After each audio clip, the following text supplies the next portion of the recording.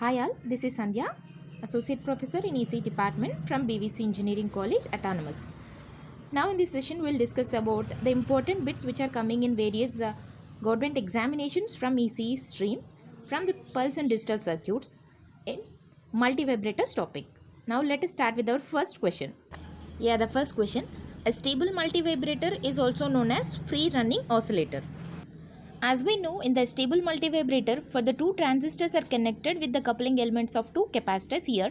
So, as these are the coupling elements are capacitors, so between these two capacitors, the circuit is operating from one value to other value and then other state to one state, first state, vice versa. So that is the reason without the application of any trigger signal, the circuit is operating from one state to other state. So the stable multivibrator is also called as a free running oscillator.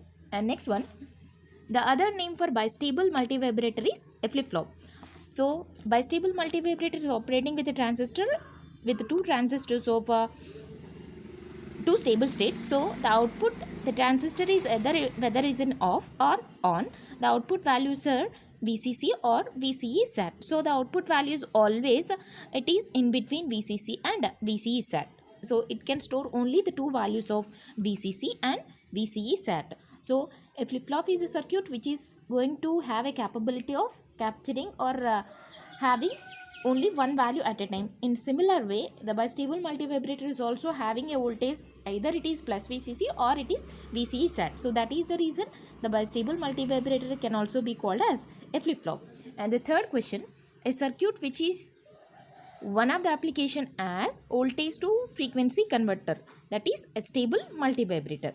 So as we calculated the frequency of oscillations for a stable multivibrator, we got the frequency of oscillations as f is equal to 1 by 0.693 R1C1 plus R2C2, as R1C1 are the combinations of these two, R1C1 and R2C2. So whenever we connected, instead of connecting this value to VCC, if we connected this value to V, then we can calculate the application of the stable multivibrator is acting as a voltage to frequency converter. In the similar way, the monostable multivibrator can also be called as one of the application of voltage to time converter. The next question, the other name for monostable multivibrator is one-shot multivibrator. So for the monostable multivibrator, we know that two states are, one is stable state and the second one is quasi-stable state. As it is having only one stable state, so it is called as a one-shot multivibrator. And the next question, Smith trigger is one of the classification of bistable multivibrator. As we know, the bistable multivibrator is having two stable states. It is classified into three types, as one is fixed bias and the second one is self bias and the third one is Smith trigger.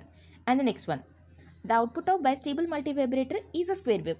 We discussed in the previous one, as the bistable multivibrator is operating with the transistors or ICs, it is operating with only the two values of plus VCC and VCE SAT. So it is high value and low value. So it is always a square wave.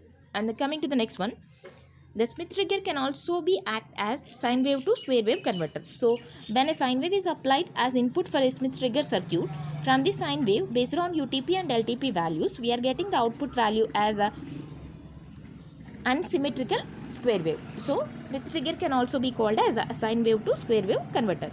The last one, the monostable multivibrator in the quasi-stable state will be in how many seconds?